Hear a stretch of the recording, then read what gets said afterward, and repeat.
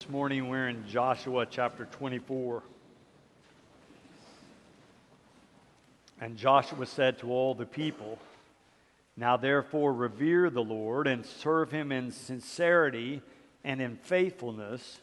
Put away the gods that your ancestors served beyond the river and in Egypt, and serve the Lord. Now if you are unwilling to serve the Lord, choose this day whom you will serve, whether the gods your ancestors served in the region beyond the river, or the gods of the Amorites in whose land you are living. But as for me and my household, we will serve the Lord." Then the people answered, "Far be it from us that we should forsake the Lord to serve other gods. For it is the Lord our God who brought us and our ancestors up from the land of Egypt, out of the house of slavery, and who did those great signs in our sight. He protected us all along the way that we went, and among all the peoples through whom we passed. And the Lord drove out before us all the peoples, the Amorites who lived in the land. Therefore, we also will serve the Lord, for he is our God." This is the word of God for the people of God. Thanks be to God.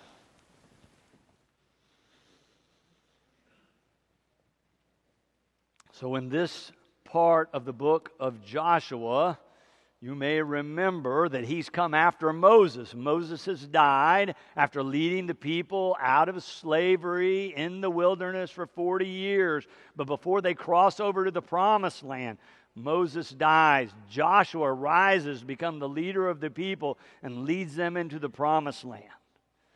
But now we come close to the end of the book of Joshua and close to the end of Joshua's life. This is his farewell address, if you will. We read from the first verse of this chapter a few weeks ago to start this series and talked about the importance of gathering people together, how important it is for us to gather. But today we read later in the same chapter, this climax of the story, he's telling them about the importance of staying focused on God and making sure you're focused in the right place. Now, it's interesting to me, years have passed, decades really, so these, in many cases, are second or third generation people, and still they need to be reminded not to live in the past, not to worship false gods, not to worship gods that their ancestors had worshiped beyond the river when they were still in Egypt, when they were still slaves. Joshua is reminding them they have a new opportunity to move forward, move into the future by following God. He reminds them, put away false gods. Put away the gods your ancestors served beyond the river back there in Egypt and move into the future. But it can be so hard to transcend our past and to stay focused on the present and move into the future. Being distracted by idols or false gods is a persistent problem for these people, and perhaps for us as well. Even though we gather here on Sundays and affirm our faith and claim our values, if we took the time to all share stories about what we did this week, some of us would want to not share everything. Right? You don't want to tell me. I don't want to tell you everything that happened this week and when I was at my worst and when I was distracted. It can happen to any of us. Well, we get somehow focused here and then frustrated and led astray and working on things that are not important, being worked up about things that are not important. Joshua is saying to his people, stay focused on God here. He knows he's close to the end of his life. This is the last word he has for them. Here at the church, our program directors, as part of our continuing education and enrichment, are doing a study of a book entitled positive intelligence. It's written by a research professor from Stanford. He's also a business consultant. His name is Shirzad Shamin. Before he wrote the book, he had studied over 500,000 people and their thinking patterns and how their brains work. What he concludes is that most of us are tied primarily into the part of our brain that he calls the survivor brain. Some authors call it the reptilian brain. It's the one that sounds the alarm when something's wrong and makes you know when you're feeling pain. He says that's all well and good. We need that part of our brain to work. It's great at identifying problems, but it kind of majors in identifying problems and then complaining and getting stuck in a negative cycle of these problems. He says there's another part of our brain that evolved. He calls it the positive intelligence, or the sage part of the brain, that is much better at problem solving than is the survivor brain. The illustration he uses to help understand this is like what it is if you touch a hot stove physically. Your body, your brain tells you that hurts, there's pain, pull your hand back. He says we need that. But in relationships, in work, and in families, we need to know where the pain is. But he says the response is much more complicated. And if we only use the survivor part of our brain, it's really not very good at solving problems.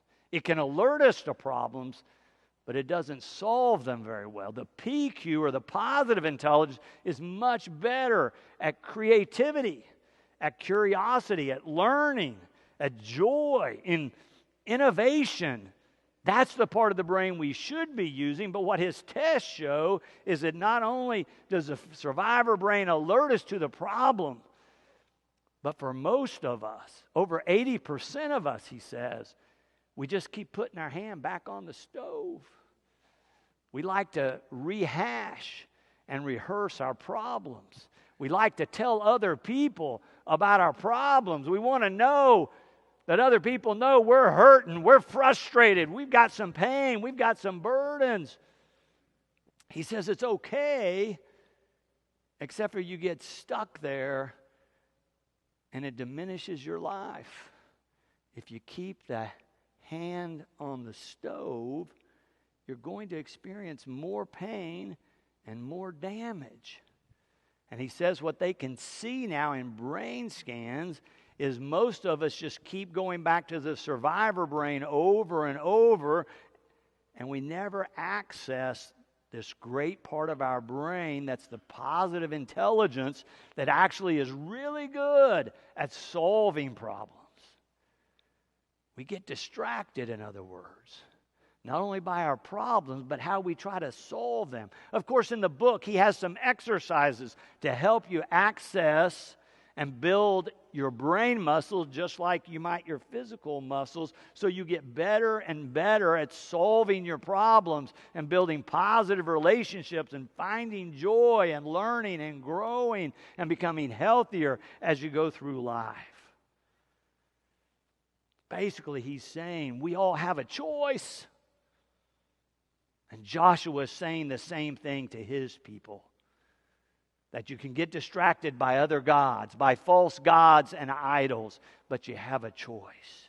He proclaims we all have a choice. And we have a better choice than living in the past as if we were still slaves, he says to his people. Verse 15, he says, now, if you're unwilling to serve the Lord, choose this day whom you will serve. And then he says, but I'll tell you, for me and my household, we will serve the Lord. Who are you going to serve? Where are you going to focus? Where do you spend most of your time when your brain's swirling around? In the survivor brain, or are you able to access your positive part of your brain and move into the future? Joshua says to his people and to this faith community, focus on God. Stay focused on God is the key here. Keep the main thing the main thing. It made me think of devotional classics that have been written hundreds of years ago that generation after generation people find helpful to read in terms of focusing their Christian life or their spiritual journey. There's one called The Imitation of Christ. There's another called Practicing the Presence of God. John Wesley loved one by William Law. You can tell by the title what kind of person Wesley is. Title was A Serious Call to a Devout and Holy Life. All of them talk about be intentional about your spiritual life. Be purposeful. Realize you're making choices. You could even say, and Wesley would say this a lot, be disciplined in your Christian life, and you will experience a more abundant spiritual experience. Joshua, in these last words to his people, invites them to reflect on their own lives.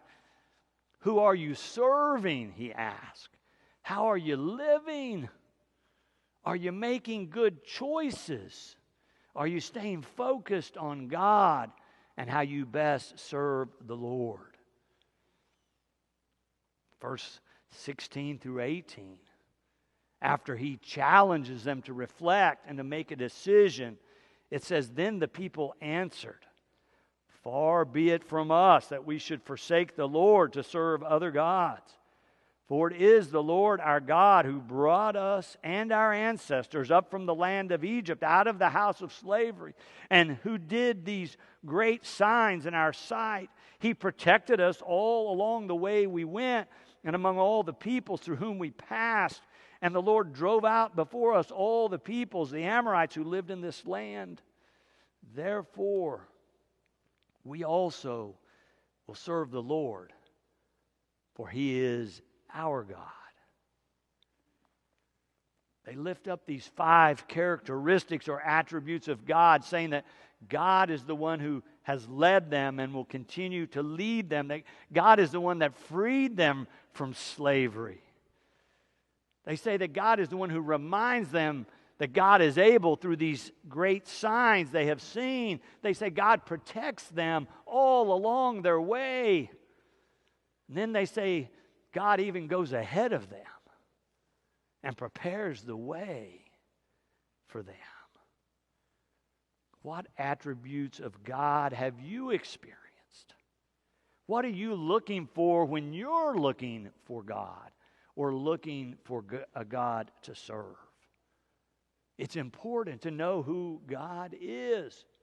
And it's interesting to note that when they share these attributes of God, none of them are put in an individual way. It's all what God has done for the community, for the tribe, for the people, for the nation.